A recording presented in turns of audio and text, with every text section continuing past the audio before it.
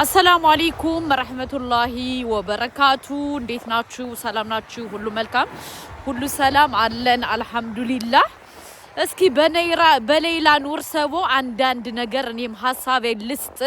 ለምን ካላችሁ እንግዲህ የሶሻል ሚዲያ ላይ ያለ ነገር ግዴታ ሐሳብ መስጠት ግድ ይለናል ማለት ነው።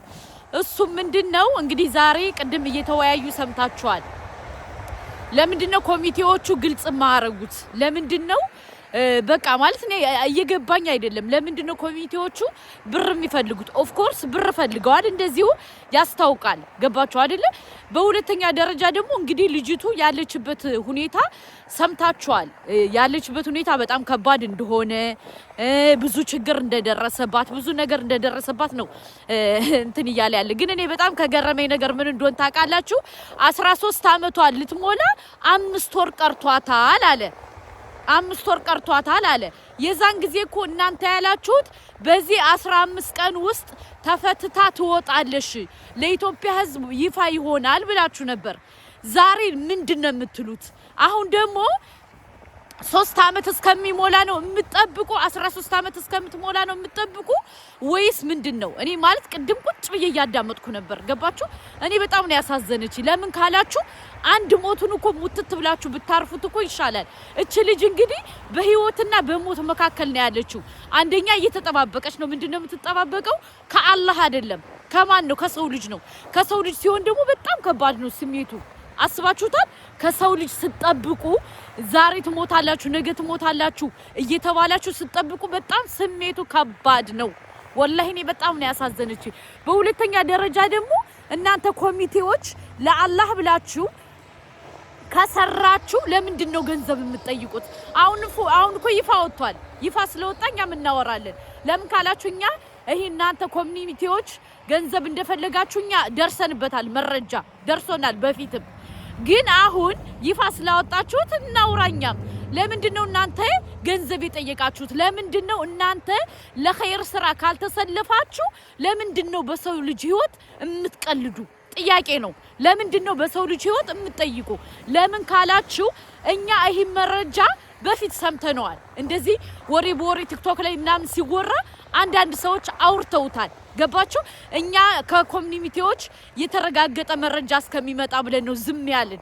አሁን ግን ይፋ ከወጣ ለምንድነው እናንተ ለኸይር ስራ ብላችሁ ካላችሁ ለምንድነው ከሰው ልጅ ገንዘብ የምትጠይቁ? ለምንድነው እቺ ልጅ በሞትና በህይወት መካከል ያለች ልጅ እንዴት ነው እናንተ ገንዘብ የምትጠይቁ? ጥያቄ ነው። ፕሊስ ሸርታችሁ እንድታደርሱልኝ ይፈልጋለሁ። ለምንድነው ገንዘብ የምትጠይቁት? ሁለተኛ ደግሞ ከፍትፍቱ ፊቱ ይባላል። እናንተ በእቺ ልጅ ነገ ትሞት ዛሬ ትሞት እያለሽ በዲፕሬሽን ነው ያለችው። ብዙ የጤና ቀውስ አለባት። እናንተ ካንደበታችሁ ነው ያላችሁት። ለምንድነው በሷ የምትነግዱት? ለምንድነው? እነዚህ ሰዎች አያሳዝናችሁም ወይ? ሰዎች እኮ እናት አባቶቿ እኮ በጣም ትላልቅ ሰዎች ናቸው አይደለ? እናንተ አላህን አትፈሩም ወይ? ሁለተኛ ደግሞ ለምንድነው እናንተ የአንድ አካባቢ ብሔር ናችሁ፣ እኔ የሌላ ብሔር ነኝ ያልከው ለምንድነው? ሰው በሰውነቱ እንጂ ለምንድነው እኛ በብሔሩ እንትን የምንለው የምናጠጋጋው? አሁን አንተ ያልከው የኢትዮጵያ ምንድነው አንተ ብሔር አይደለችም ስትል እናንተ የአንድ አካባቢ ብሔር ናችሁ ብለህ ስትል ምን ለማለት ፈልገ ነው? ከመጀመሪያው ካልፈልክ አንተ ለምን ገባህበት? ከዚህ ነገር ካልፈልክ ያስገድድህ ሰው የለም አይደለ? መግባት አይጠበቅብህም። አንተ ካልፈልክ ስራውን ለአላህ ብለህ ካልሰራኸው ለምን ገባህ? ምክንያቱም ቅድም ምንድነው ያልከው? ብሔሬ የናንተ የአንድ አካባቢ ብሔር ናችሁ እኔ አይደለውም ካልክ ለምን አንተ ከመጀመሪያው ገባህበት? ሰው በሰውነቱ እንጂ በብሔሩ አይደለም እንትን ሰው የሚለካው። ገባችሁ? በብሔሩ ሳይሆን ሰው በሰውነቱ ነው። ይሄን እንድትመልስልን እንፈልጋለን። በሁለተኛ ደረጃ ደግሞ ገንዘቡ እንግዲህ ተላልፏል ብለሃል። ገንዘቡ አልተላለፈም። እንዳልተላለፈ ደግሞ በራስ አንደበት እየተደወለልህ እየተመከርክ እየመጣህ ነው የምትመልሰው። ለምን እየተመካከራችሁ ነው የምትመልሰው? እንደዚህ ያስታውቃል። ለምንድነው መመካከር ያስፈልገው? ለምንድነው ቀጥታ በቲክቶክ ላይ ገብተህ አንተ መልስ ያልሰጠኸው? ለምን? እኮ የሰው ህይወት ነው። ቀልድ አይደለም ገባችሁ አይደለ የሰው ህይወት ስለሆነ የሚቀልድበት ነገር አይደለም ለምንድን ነው የሚቀለደው በሁለተኛ ደረጃ ደግሞ አንተ እናገለግላለን አላችሁ በነፃ አይደለም የምታገለግሉት ጥቅም ስላልተሰጣችሁ ለዛ ነው አሁን በዚህ ወጥቶ በዚህ ወርዶ የምትሉት እኛ እንንገራችሁ ልክልካችሁን በሁለት እኔኮ በጣም ይገረመኝ ምን እንደሆነ ታውቃላችሁ አባቷ ነገ ይሞት ዛሬ ይሞት አላህ ነው የሚያውቀው እሷም ልክ እንደዛው ከሞቱ እኮ ቁጭ ብላችሁ ሞታችሁ መጠበቁ በጣም ነው የሚያስጠላው ገባችሁ አንድ ጊዜ የሆነ ነገሩናችሁ ብትገላገሉ ይሻላል እቺ ልጅ መቀወስ ማበድ ምን ማለት ያንሳታል ገባችሁ ሞቷን ነው እየተጠባበቀች ያለችው ከፈኗን ነው እየተጠባበቀች ያለችው እናንተ ግን በሰው ሞት በሰው ህይወት በሰው እንትን አዛዥ ሆናችሁ ቁጭ ብላችሁ በሰው ህይወት ትነግዳላችሁ ሱብሃንአላህ በሰው ህይወት እኔ ወላሂ መፈጠር ሁሉ ነው ያስጠላኝ ለምን በዚህች ልጅ ህይወት በጣም ነው ያሳዘነች ቅድም በጣም ነው ውስጥ የተጎዳው አስያም ልክናት የጠየቀች ጥያቄ ራሱ ለአስያ ትክክል መልስ አይደለም የሰጣሃት ምንድነው የምትለው ያዝለቀቀ ነው የምታርገው ምክንያቱም የተደበቀ ሚስጥር አለ ብለን ነው የምናስበው የተደበቀ ሚስጥር ባይኖር ተመልሱ ነበር በሁለተኛ ደረጃ ደግሞ ወንድሟም ተናግሯል ትክክለኛ መረጃ እየሰጣችሁን አይደለም ልጅቱ በህይወት ከሌለሽ ንገሩን ብሏቸዋል ትክክል ነው የኛም ጥያቄ ነው እንደኛ እንደ ኢትዮጵያዊነት ነው የዛኔ ታብ ሼር ስናርግ የነበረው ገባችሁ ስለዚህ ይሄ የመዳም ቅመሞች ትልቁን ስራና ፖይንት የተጫወቱት የዛኔ የመዳም ቅመሞች ናቸው ወላሂ እውነት ለመናገር ስለዚህ የመዳም ቅመሞች ደግሞ የሆነ ነገር ሲሆን እኛ ከጎናቸው መቆም አለብን ስለዚህ አሁን የዚህ የሌላ ኑርሰቦ ጉዳይ የኢትዮጵያ ብሔረሰብና በተለይ የመዳም ቅመምና የመዳም በግ ጠባቂ ነው የሚወክለው ለምን ካላችሁ እውነት ለመናገር አንደኛ ስራውን የሰሩት እነሱ ናቸው አሁን ግን እናንተ ምን ትላላችሁ ቁጭ ብላችሁ በሰው ህይወት ገንዘብ ካልሰጣችሁን እንደዚህ ማድረግ አንችልም ገንዘብ ካልሰጣችሁን እንደዚህ ማድረግ አንችልም ይያላችሁ በሰው ህይወት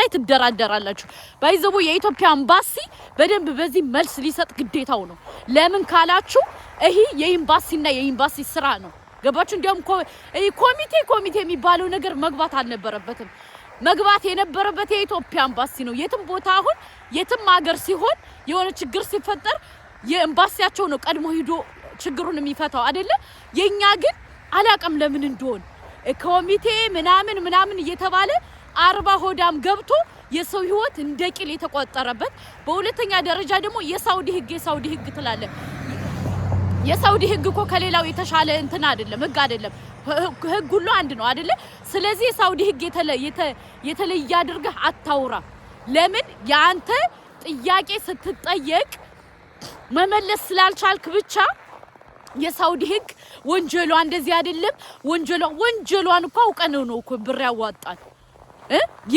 የኢትዮጵያ ህዝብ እኮ ያዋጣው እኮ ወንጀሏ ታውቆ ነው ብር የተዋጣው አይደለ ምን ይቺ ልጅ በቃ ተሳሳተች አጠፋች እነዛ ሰዎች ደግሞ አፉን ላታለን እንደዚህ አይነት ገንዘብ ካስገባችሁ ተባለ ለምን እናንተ መጨረስ ለምን ከበዳችሁ ለምንድነው እናንተ በሰው ህይወት ቁማር የምትጫወቱት ለምንድነው እናንተ ቁጭ ብላችሁ እኔ አላቅም ገባችሁ እኔ አላቅም እኔ ቅድም ራሱ እንዴት ደሜ እንደፈላ እንዴት ደሜ እርር እንዳለ ገባችሁ የመዳም ቅመሞች ለተቸገሩ ለሁሉ ይደርሳሉ ለነሱ ግን የሚደርስላቸው ሰው የለም ስለዚህ አንተ ማልበል በእናት አጭበርባሪ ሌቦች ስለዚህ እኛ መልስ እንፈልጋለን የሌላ ኑርሰቦ ጉዳይ የሁሉም ኢትዮጵያዊ ጉዳይ ነው ለእናት ለአባት አይደለም የሌላ ኑርሰቦ ጉዳይ እኛ ሁላችንም ሌላ ኑርሰቦን አርግዘናታል የኢትዮጵያ ወጣቶች ኦር የመዳም ቅመሞች የመዳም ወንድሞቻችን የሌላ ኑርሰቦ ጉዳይ ሁላችንም ይመለከተናል ሁላችንም ሌላ ኑርሰቦን አርግዘናት ነው የምንኖረው ለምን ካላችሁ አልወለድናትም ወላሂ አልወለድናትም እኔ በጣም ነው የምታሳዝነኝ ገባችሁ እኔ በጣም ነው ውስጥ የምትነካይ ገባችሁ? በስተት በተደረገ ነገር መወቀስ አለባት ብዬ አላምንም። ስለዚህ አስፈቷት፣ ሌላ ምክንያት አታምጡ። ከሌለሽ ደግሞ የለችም ብላችሁ ምን እንደተፈጠረ ምን እንደሆነ ገንዘቡ የት እንደገባ ለኢትዮጵያ ሕዝብ ግዴታ አልታስረዱ ግድ ይላችኋል። ወንጀሉ ምናምን እያልክ ወንጀል አደጋግም። በቃ ተሳሳተች ሰው ናት። ገባችሁ? የሆነ የተፈጠረ ነገር ደግሞ የሚነግረኝ ሰው ነው በህይወቴ በጣም ነው የምጠላው። ገባችሁ? የተደረገ ነገር እየደጋገመ መጥቶ የሚነግር ሰው ኢማጂን። እቺ ልጅ እኮ ወድ አይደለም ተሳስታ አላህ ቀድሮባት ነው ያደረገችው አይደለ? በቃ ቀደረባት። እስኪ እናንተ በሷ ቦታ ሁኑ። እናንተ ቁጭ ብላችሁ እሷን እዛ ዲፕሬሽን ውስጥ ገብታ ስንት እየተሰቃየሽ እናንተ ግን ገንዘብ አምጡ ብላችሁ ትደራደራላችሁ። ወጣ እኮ አሁን ሀቁ ወጥቷል አይደለ? ሀቁ ስለወጣኛ ምን ትንላችኋለን? እንናገራለን። ገንዘብ እንደፈለጋችሁ ምናምን አንዳንድ ጭምጭምታ ነበረ። አሁን ይፋ ወጥቷል። ይፋ የወጣ ነገር ለምን እንደዚህ ሆነ ለምን እንደዚህ ሆነ ማለት አትችሉም። ስለዚህ እኛ መልስ እንፈልጋለን። በሁለተኛ ደረጃ ደግሞ እኔ በጣም የገረመኝ ምን እንደሆነ ታውቃላችሁ? የሰራሽ ወንጀል 40 ጊዜ ወንጀሉን ያስታውሰናል። ወንጀሉን እኮ አምነናል፣ አውቀናል። ተሳስታለች። የኢትዮጵያ ሕዝብ ሁሉ ያውቃል። የሌላ ኑርሰቡ ጉዳይ ድብቅ አይደለም። 40 ጊዜ ማስረዳት ለኛ አይጠበቅብህም። ስለዚህ እኛ ደግሞ አሁን ቁርጥ ሽክፍ ያለውን ነገር እኛ መስማት እንፈልጋለን። 15 ቀን ተባለ ምን ተባለ እንደገና እያደር ውሸትን ውሸት እየወለደ የዚች ልጅ ህይወት አላሁ አለም። ካለሽም አለች በሉን። ድምጿን መስማት እንፈልጋለን። በዚሁ አጋጣሚ በአላህ ሙስሊም የሆናችሁ በአላህ ክርስቲያን የሆናችሁም በምታመልኩት ይህን ቪዲዮ ሸርቱልኝና ለነሃሊድ ለነዚህ ኮሚቴ ለሚባለው አድርሱልኝ። ለምንድነው አንድ ነገር የመዳም ቅመም የሆነ ነገር ሲሆን ለምንድነው በወሬ ብቻ እምትሞሉን? ተግባር የለም። ተግባር ዜሮ ነው። ገባችሁ? ሌላ ኑርሰቦ አንድ ነገር ብትሆን እኛ ኢትዮጵያዊ አንፋታችሁም። እናንተ ወይ ባልተቀመጣችሁ እሷን ወክላችሁ እሷን ከወከላችሁ ደግሞ ግዴታ መመለስ ግዴታ አለባችሁ። እነ ሀሊድ እና ሲያ እነ ፎዚ ሁሉ ሰርተዋል። እነ አቡ አሚራ ሰርተዋል። ትልቁ ፖይንት ያለ ግን ከማን ነው? ኮሚኒቲ ብለው ተቀመጡት ላይ ነው ችግር ያለ። ገባችሁ? ቅድም ወንድሟም ተናግሯል። እኔ በጣም ነው ያሳዘነኝ። ወላሂ በጣም ነው ውስጤ የተነካ። ቁጭ ብዬ ተከታተልኩት።